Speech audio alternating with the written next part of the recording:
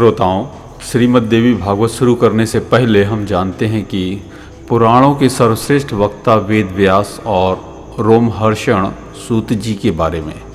कौन है वेद व्यास और सूत जी? पहले जानते हैं वेद व्यास के बारे में। कहा जाता है कि वेद व्यास ये विष्णु के अंशावतार माने गए हैं। उन्होंने ब्रह्मा सूत्र, महाभारत के अलावा भागवत सहित 18 पुराण लिखे हैं।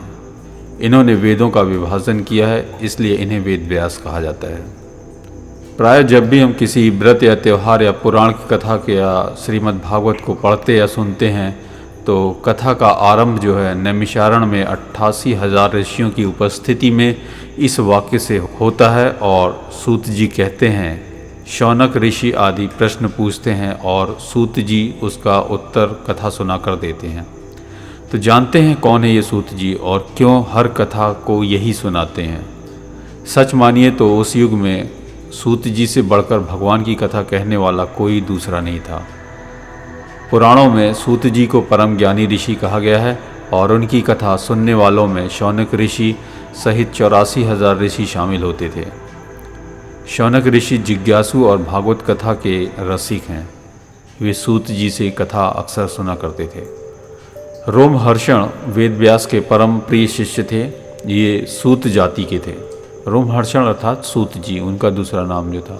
अभी बताते हैं कि क्यों इन्हें रोमहर्षण को सूत जी कहा गया। महर्षि वेद व्यास बहुत ही उदार विचारों के थे और रोमहर्षण के स्तुति पाठ तथा शास्त्रों पुराणों में उनकी रुचियों को देखकर व्यास जी ने रोमहर्षण को अपना शिष्य बनाया था। रोमहर्षण सूत जी की अत्यंत तीव्र बुद्धि व रुचि को देखकर भगवान वेद व्यास ने उन्हें सभी 18 पुराण पढ़ाए और आशीर्वाद दिया कि तुम सभी पुराणों के वक्ता होगे। व्यास जी पुराणों का भार सूत जी पर डालकर चिंता मुक्त हो गए थे। उनकी तीक्ष्ण प्रतिभा होने के कारण सूत जी ने सभी ग्रंथ कंठस्थ कर लिए थे। अब जानते हैं सूत जी के बारे में। एक बार राजा पृथु ने यज्ञ का आयोजन किया और यज्ञ में देवराज इंद्र को हवि यानी हवन का जो भाग होता है ना, यज्ञ में आहुति देवताओं को दी जाने वाली जो आहुति होती है, तो देने के लिए सोम रस निचोड़ा जा रहा था कि यज्ञ कराने वाले ऋषियों की गलती से इंद्र की हवि में जो है बृहस्पति की आहुति मिल गई और उससे ही इंद्र को अर्पण करा दिया। यानी इंद्र की आहुति जो कि सोम रस निचोड़ा जाना था तो उसकी जगह बृहस्पति की आहुति मिला दी गई, जिससे जो है इंद्र को अर्पण हो गया वो। तो दोनों हवियों के मिलने से अत्यंत तेजस्वी सूत जी की उत्पत्ति हुई है। अग्नि से उत्पन्न होने के कारण ये आयोनिज कहलाए, यानी जो कि स्त्री पुरुष के लौकिक संपर्क के बिना उत्पन्न होना जिसको कहते हैं। तो ये सूत जी जो थे आयोनिज थे। अब आपके मन में विचार आता होगा कि रोमहर्षण अग्नि से प्रकट हुए तो फिर सूत जाति के क्यों माने जाते? रोमहर्षण जी सूत जाति के थे, इसलिए सूत जी के नाम से ही प्रसिद्ध हुए। और सूत उसे कहते हैं जो ब्राह्मण कन्या और क्षत्रिय पुरुष से उत्पन्न हुआ हो। तो शास्त्रों में इंद्र को क्षत्रिय और बृहस्पति को ब्राह्मण माना गया है।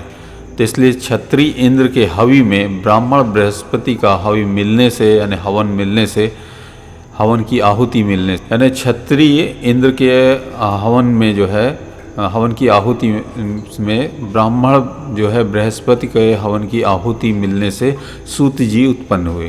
तो वर्ण संकरणता के कारण ये सूत कहलाए। हालांकि इनका जन्म किसी लौकिक स्त्री पुरुष के संपर्क से नहीं हुआ है, जैसा कि इसलिए ये यहाँ से उत्पन्न हुए हैं। तो प्राचीन काल के में यद्यपि वेद पुराणों का अध्ययन करने का अधिकार ब्राह्मणों को था, फिर भी रोमहर्षण ने पुराण विद्या का ऐसा पारायण किया कि उनकी प्रतिभा चमत्कृत हो गई और जाति से अंत्यज होते हुए भी व्यास जी की कृपा से पुराणों शास्त्रों का उन्होंने गहन अध्ययन किया और कई ग्रंथों की रचना की। जैसा नाम वैसा गुण। तो सूत जी का असली नाम रोमहर्षण था, जिसे लोमहर्षण भी कहा जाता है। तो सूत जी जब पुराणों की कथा सुनाते तो सभी श्रोता मंत्र मुग्ध हो जाते थे और उनका नाम रोमहर्षण के अनुसार जो है सुनने वाले के रोम रोम में हर्षण हो, यानी रोमांच पैदा हो जाते हैं। कहते हैं ना, हमारे सुनकर भागवत कथा सुनकर रोम रोम हमारे एकदम हो गए, रोमे खड़े हो गए, ऐसा रोमांच भर देते थे। तो इसलिए जो है रोम से जो है रोमहर्षण हो जाता है, यानी रोम से हर्षण, रोमांच पैदा हो जाता था। नैमिषारण्य में 88,000 ऋषि निवास करते थे और सूत जी सदा ऋषियों के आश्रमों में घूम घूम कर उन्हें कथा सुनाया करते थे। यद्यपि ये सूत जाति के थे, किंतु पुराणों के वक्ता होने के कारण ऋषिगण इनका बहुत आदर करते थे और इन्हें ऊंचे आसन पर बैठा पूजा कर कथा सुनते थे। इनकी कथा इतनी अद्भुत होती थी कि जब आसपास के ऋषियों को पता चलता था कि इस जगह पर सूत जी कथा सुनाने आए हैं, तो वे दौड़े दौड़े भाग कर आते थे इनकी कथा सुनने के लिए, और इनकी चित्र विचित्र कथा सुनने के लिए इनको चारों ओर से घेर कर बैठ जाया करते थे। सूत जी पहले तो सब ऋषियों का अभिवादन करते थे और फिर पूछते, आज आप लोग मुझसे कौन सी कथा सुनना चाहते हैं। जब शौनक आदि ऋषि सूत जी से कहते कि ऐसा कोई प्रसंग सुनाओ जो पुराणों में कहा गया हो, सूत जी कहते हैं कि ऐसी कौन सी बात है जो पुराणों में ना हो। इस संबंध में मैंने अपने गुरु भगवान व्यास जी से जो सुना है उसे मैं आपसे कहता हूँ, सावधान होकर सुनिए। और ऐसा कहकर वह कथा को आरंभ करते थे। सूत जी से बढ़कर भगवान की कथा कहने वाला कोई नहीं था, इसलिए श्रीमद् देवी भागवत में आगे कहीं भी सूत जी ने कहा तो समझिए रोमहर्षण। अब जानते हैं कि सूत जी की मृत्यु के बारे में, वो भी एक अपने आप में एक रहस्य कथा है। कहा जाता है कि बलराम जी के हाथों सूत जी की मृत्यु हुई थी। एक बार नैमिषारण्य में तीर्थ यात्रा करते हुए बलदेव जी वहाँ पर जा पहुँचे, तब देखा कि वहाँ पर व्यास आसन पर सूत जी बैठे ऋषियों को कथा सुना रहे थे। लेकिन बलदेव जी को लगा कि मुझे देखकर सूत जी अपने आसन से उठे क्यों नहीं। इस पर बलराम जी को बहुत क्रोध आ गया और इस पर जाकर उन्होंने उनका सिर काट लिया। वहाँ पर बैठे सारे ऋषि मुनि सब भड़क उठे। महर्षि शौनक ने बलराम जी से कहा, रोमहर्षण का वध करके आपने जहाँ ब्रह्म हत्या के दोषी हुए हैं, वहीं आपने हम ऋषियों को भी बहुत आहत किया है। रोमहर्षण के वध से पुराण विद्या के लोप होने का भय हो गया है। अब बिना सोचे विचारे किए गए कार्य का दुष्परिणाम स्वयं अपने के अलावा बहुतों का अहित कर सकता है। महर्षि शौनक की व्यथा भरी बात सुनकर बलदेव स्तब्ध रह गए, पर अब क्या कर सकते थे। खेद तथा दुख से सिर झुकाकर कहा, ऋषिवर, निश्चय ही मैं अपराधी हूँ। मुझे नहीं पता कि आप लोगों ने स्वयं रोमहर्षण को यह सम्मान दिया था। मैं तो यही समझता था कि वह अभिमान से इस आसन पर बैठकर उदंड हो गया है। अपने अविवेक से मैंने जो कर्म किया है, इसका कर्मफल मैं भोगूंगा। पर पुराण गाथा आगे चले, इसके लिए क्या होगा, आप बताएं मुझे। शौनक ने कहा, रोमहर्षण का पुत्र उग्रश्रवा भी अधिक विद्वान है। हम उसे बुलाकर पुराण गाथा श्रवण करने का प्रबंध करेंगे। इस विद्या का लोप न हो, इसलिए इस श्रुति के माध्यम से हम इसे ग्रहण कर इसकी परंपरा बढ़ाते रहेंगे। बलदेव शौनक के चरणों पर गिरकर बोले, मुनिवर, आप उग्रश्रवा को बुलाकर इस व्यास गद्दी पर बैठाइए।